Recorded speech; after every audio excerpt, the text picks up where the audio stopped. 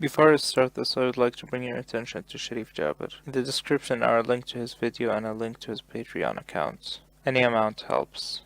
انما بعثت لأتمم مكارم الأخلاق. فما هي مكارم الأخلاق؟ ما هو المفهوم الإسلامي لمكارم الأخلاق؟ وما هو المفهوم الإنساني لمكارم الأخلاق؟ بشكل عام أستنتج أن الأخلاق الإنسانية تهدف إلى حسن عيشة الإنسان وإبعاده عن المعاناة والألم، بما أن الأخلاق الإسلامية تهدف إلى طاعة الله، وإن لم يكن كلام الله يهدف إلى حسن عيشة الإنسان وغيره من الكائنات الحاسة. لقد وجدت مقالة على الإنترنت على موقع ملتقى أهل الحديث توضح الفرق الشاسع بين هذين النظامين. ماذا خسر المسلمون بإلغاء الرق؟ هذه الشريعة عدل كلها ورحمة كلها ومصالح كلها وحكمة كلها، لكن ما إن تتعارض الشريعة مع القضايا التي صارت مسلمة في الثقافة الغربية ومؤسساتها التي فرضت على العالم حتى يصبح الإسلام في قفص الاتهام، يحتاج إلى من يدافع عنه ويؤول نصوصه وتاريخه لتتلائم مع ميثاق حقوق الإنسان وميثاق الأمم المتحدة ومبادئ الثورة الفرنسية. بالطبع فإن الشريعة شيء متوقف عن التقدم ومتوقف في القرن السابع. القيم الإنسانية وحقوق الإنسان وميثاق الأمم المتحدة متطورة مع حضاراتنا. صرنا نصور بعض القضايا بمفاهيم غير إسلامية ثم نتناقش على ذلك الأساس. لن تكون القيم الإسلامية خصوصا في بداياتها معترف بها إلى الأبد. المجتمع الإنساني بشكل عام بحاجة إلى تغيير مستمر، فإن لم يأتي التغيير من العالم العربي سوف يأتي من أماكن مختلفة. إن لم يتبنى المسلمين قيم غير إسلامية فلن تتطور الحضارة بأي شكل من الأشكال.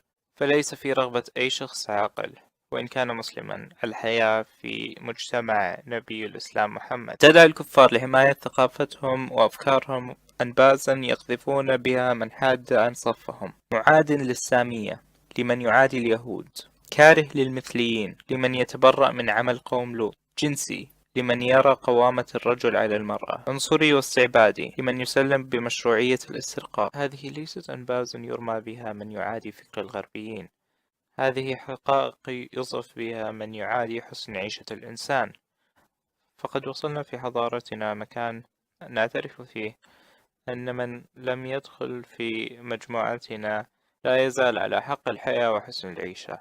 لليهود حق العيشة الحسنة، وللمثلي حق العيشة الحسنة، وللمرأة حق العيشة الحسنة، ولكل إنسان حق الحياة تحت قراراته وحرياته الخاصة. كان استرقاق المسلمين الكفار من أعظم سبل الدعوة إلى الإسلام وإنقاذ الناس من الكفر، ذلك أن الكافر إذا أسر وعاش بين ظهراني المسلمين ورأى حسن معاملتهم فإنه لا يلبث أن يقتنع بهذا الدين العظيم فيسلم. حقا يكون إسلامهم بحسن أخلاقهم وليس بالكره والضغط على أن يتحرر يوما ما وأن يعيش حياة أكرم كمسلم لا أن يطمع ككافر. عددا لا يحصيهم إلا الله تعالى من الرقيق دخلوا في الإسلام ثم صاروا أبنائهم وأحفادهم علماء وملوكا ومجاهدين يدافعون عن الإسلام وينصرون. هذا ما يسمى في الدوائر العلمية ستوكهولم سيندروم. ما في مقلب القلوب. أني بك أيها القارئ الكريم الراغب في رحمة الله تحترق شوقا لأن تعتق نسمة مؤمنة وترى الفرح والسرور على وجه ذلك العتيق وتسمعه يلهج لك بالدعاء أن أعتق الله من أعتقني. لكن أنى لنا ذلك فقد ألغي الرق فإنا لله وإنا إليه راجعون. إن الأجر الذي حرمناه بانقطاع هذا السبيل من سبل الخير لمن أعظم المصائب المرتكبة على إلغاء الرق. يعني خليني أفهمك صح، أنت تبغى تسترق شخص، تبغى تستعبد شخص وتأخذ منه حرياته عشان تكون بطل وترجع له هي.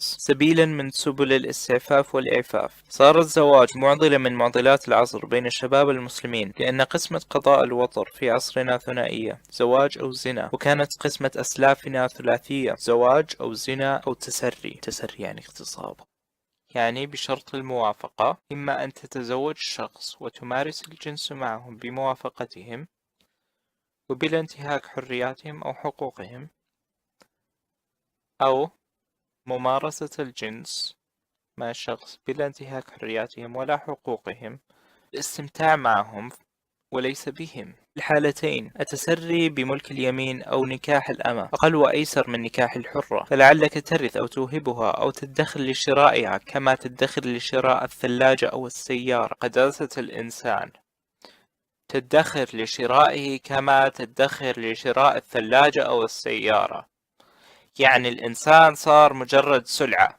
أليس نكون كفينا آفات العزوبة من تهتك أخلاقي؟ قاعد تقولوا إنه سبب التهتك الأخلاقي والأمراض النفسية هو عدم السماح لشبابنا بالاغتصاب.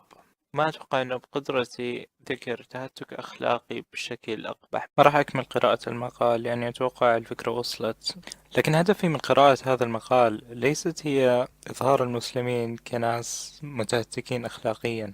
الفكرة هي توضيح أنه من الممكن للشخص إذا كان مفهومه للأخلاق ديني أن يصل إلى مفهومية بهذه البشاعة، لأن المفهوم الديني للأخلاق أساسا ليس له اعتبار للأشياء المهمة. ولتوضيح هذه النقطة راح أوريكم مقطع من عدنان ابراهيم ممن يعتبر من المسلمين المعتدلين وأنا لا أعتبره معتدل، ويوضح أن اتباعه لمحمد لا يعتمد على براءته من هذا التهتك الأخلاقي. وهذه هي المشكلة، عدم الاهتمام بحسن عيشة الإنسان كأساس للأخلاق.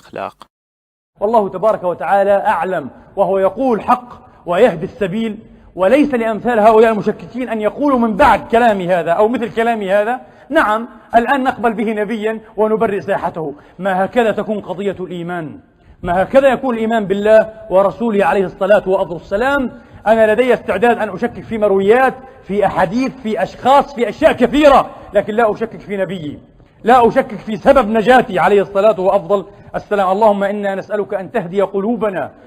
رابط للفيديو الكامل في الأسفل. فلا عيب في اختلاف الرأي، لا عيب في الشك، ولا عيب في التعبير عن أنفسكم. إذا أردتم المزيد اضغطوا على سبسكرايب، وإذا حبيتوا تنشروا رسالتي أرجو فعل ذلك. شكرا.